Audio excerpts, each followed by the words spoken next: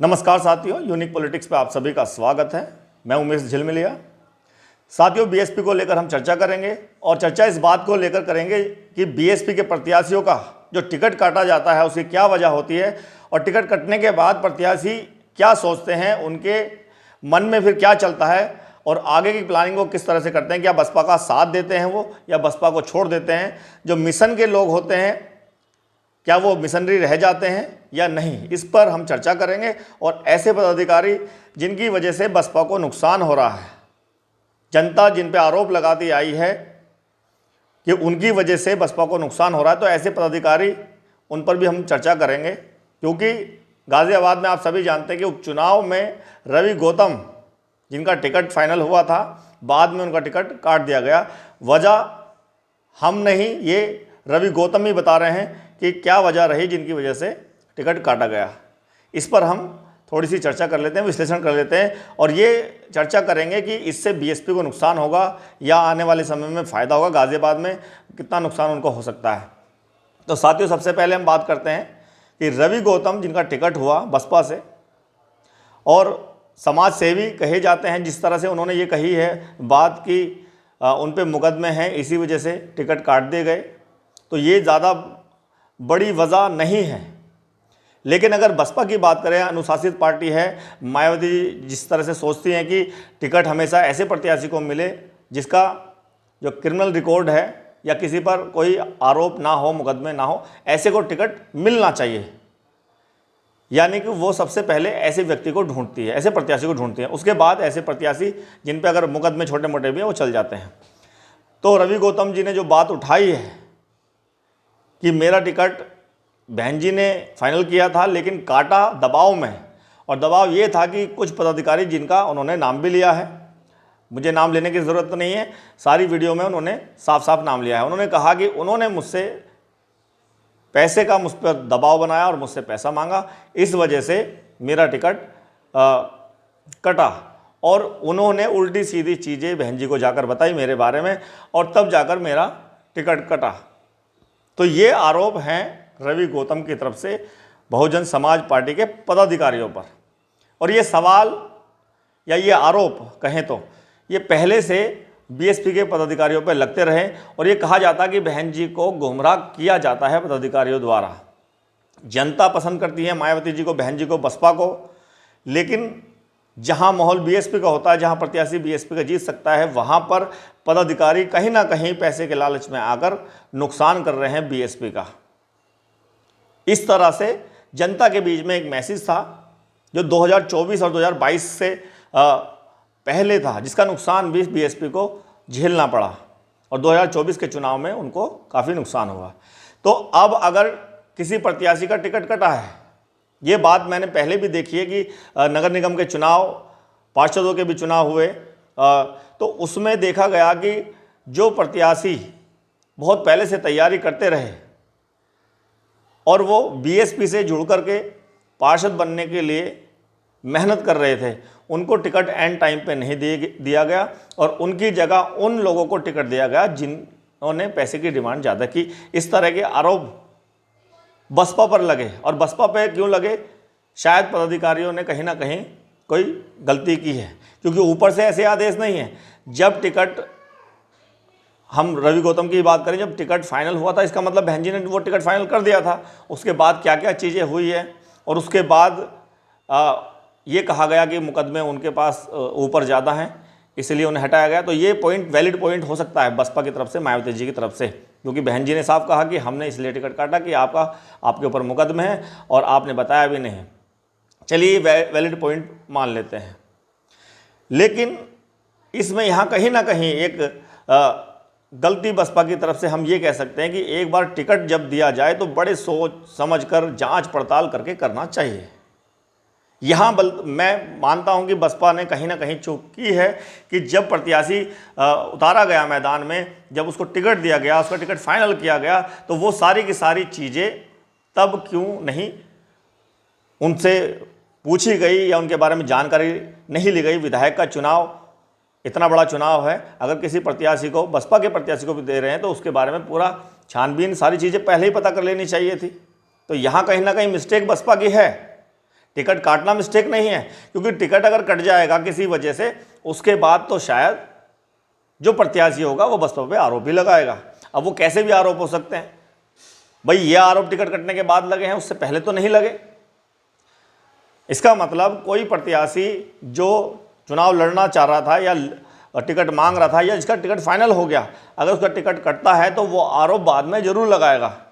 कैसे भी आरोप हो सकते हैं, वो सही है या गलत है इसकी तो कोई पुष्टि नहीं कर सकता। तो हम ये कहेंगे कि बसपा की तरफ से एक चूक है कि जो भी प्रत्याशी को वो उतारें, कहीं भी उतारें, कम से कम उसका पूरा का पूरा बैकग्राउंड, उसके बारे में, उससे मुकदमे कितने हैं, कौन से मुकदमे, कितने बड़े मुकदमे हैं, ये सारे के सारे चीज़ें जांच पहले ही कर देनी चाहिए। उसके बाद टिकट की घोषणा करनी चाहिए। अगर बाद में टिकट काटा जाता है किसी भी वजह को लेकर के, बाद में प्रत्याशी यही प्रतिक्रिया देगा जो रवि गौतम जी ने दी है। चलिए, ये तो हमने बात कर ली कि चुनावों में अगर ऐसा होता है और पीछे भी हुआ तो इससे रिएक्शन जो होता है प्रत्याशियों का वो बीएसपी के खिलाफ हो जाता है एक तरह से। लेकिन जो मिशनरी हैं, अब आती है कि जो मिशनरी हैं, जो समाज सेवक हैं, समाज का भला करना चाहते हैं, वो क्या कदम उठाएंगे अगर ऐसा होता है तो। अब रवि गौतम जी ने अपनी बात कह दी इस तरह की, इसका मतलब उन्होंने कहीं ना कहीं कोई चीज़ कही है तो बसपा को वो नुकसान पहुंचाएंगे, सीधी सी बात है। एक धारणा जो लोगों के मन में बनेगी वो गलत बनेगी। तो रवि गौतम, यहाँ पर मैं रवि गौतम जी को गलत कहूँगा कि उन्होंने इस तरह से जो बयानबाजी की है वो गलत है। दूसरा, वो कोशिश करें और जो लोग हैं, उनकी भीड़ है, जो जनता उनके बात को सुन रही है, जिनके सामने वो अपनी बात को रख रहे हैं, उनको लेकर बहन जी के पास पहुँचे। और मैं दावे के साथ कह सकता हूँ कि मायावती जी उनको टिकट दे देगी। लेकिन इस तरह की जब वो चीज़ें करेंगे तो शायद वो बसपा का भी नुकसान करेंगे और खुद का भी नुकसान करेंगे। दूसरा, अब कोई ना कोई प्रत्याशी, कोई ना कोई पार्टी, शायद ऐसी पार्टी जो बीएसपी को नुकसान पहुंचाना चाहती है, वो ज़रूर उनको अपनी तरफ लेने की कोशिश करेंगे। अगर दूसरी पार्टी जैसे समाजवादी पार्टी हो या चंद्रशेखर आज़ाद, अगर वो कोशिश करते हैं रवि गौतम को अपनी तरफ खींचने की, तो इसका मतलब फिर वो बसपा को नुकसान पहुंचेगा। और अगर वो जाते हैं किसी पार्टी में, चुनाव लड़ते हैं, तो मुझे लगता है कि फिर वो मिशनरी नहीं है। बीएसपी को छोड़ करके अगर किसी अन्य पार्टी में वो जाते हैं और उससे चुनाव लड़ते हैं, उसका फ़ायदा जो पार्टियां उठाएंगी, अगर वो किसी और पार्टी से लड़ते हैं, तो इसका मतलब वो मिशनरी नहीं है। मिशनरी वो तभी होंगे जब वो किसी भी पार्टी से चुनाव ना लड़ें। हाँ, वो निर्दलीय चुनाव लड़ते हैं तो इसमें हम कह सकते हैं कि वो मिशनरी हैं, वो किसी और पार्टी में नहीं जा रहे, किसी पार्टी को ज्वाइन नहीं कर रहे। लेकिन जिस तरह से उन्होंने मन बना रखा था, जिस तरह से वो चाहते थे कि मैं समाज की सेवा करूं, और मुकदमे ज़्यादा बड़ी बात नहीं है, छोटे मोटे मुकदमे हमेशा राजनेता जितने भी होते हैं, जो नेता होते हैं, उनमें तो लगते ही हैं, क्योंकि समाज के बीच में जाते हैं, लड़ाई झगड़े में जाते हैं और उन पर ही सबसे ज़्यादा आरोप लगते हैं, तो उनको कहीं ना कहीं जेल में डाल दिया जाता है कुछ दिनों के लिए। तो छोटे मोटे मुकदमे लगते हैं, कोई ऐसा बड़ा मुकदमा नहीं होगा उनके ऊपर जिसकी वजह से उनका टिकट काटा जाना चाहिए। अगर ऐसा होता है तो ऐसे को तो टिकट भी नहीं देना चाहिए। जैसे मर्डर के हो गए, बलात्कार के हो गए, चोरी डकैती बड़े मुकदमे हो गए, तो उसको प्रत्याशी को तो टिकट भी देना नहीं चाहिए। अगर नहीं पता तो काट दिया गया है ऐसा, तो वो भी ठीक है। लेकिन अगर ज़्यादा बड़े मुकदमे नहीं हैं तो उनको टिकट मिल जाना चाहिए। हम उनके पक्ष में भी हैं, रवि गौतम जी के, और बसपा की यहाँ चूक बता रहे हैं कि उन्होंने सारी की सारी चीज़ें जांच पड़ताल पहले ही कर लेते तो शायद ये नौबत नहीं आती।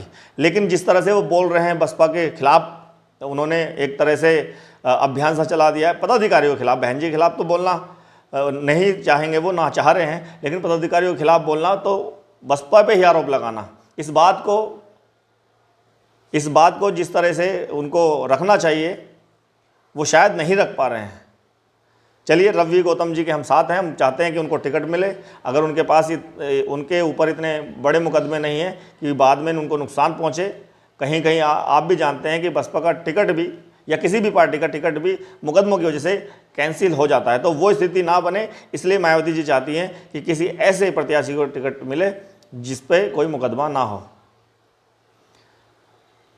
तो रवि गौतम जी से भी ये अपील है कि आप लड़ें चुनाव, अगर बसपा से टिकट नहीं होता तो आप निर्दलीय भी लड़ेंगे तो कोई बात नहीं, लेकिन किसी और पार्टी में जाकर चुनाव बिल्कुल ना लड़ें, क्योंकि कोशिश करेंगी दूसरी पार्टियां कि आपको अपने पाले में ला करके और बीएसपी के खिलाफ प्रचार करके आपको टिकट दिया जाए।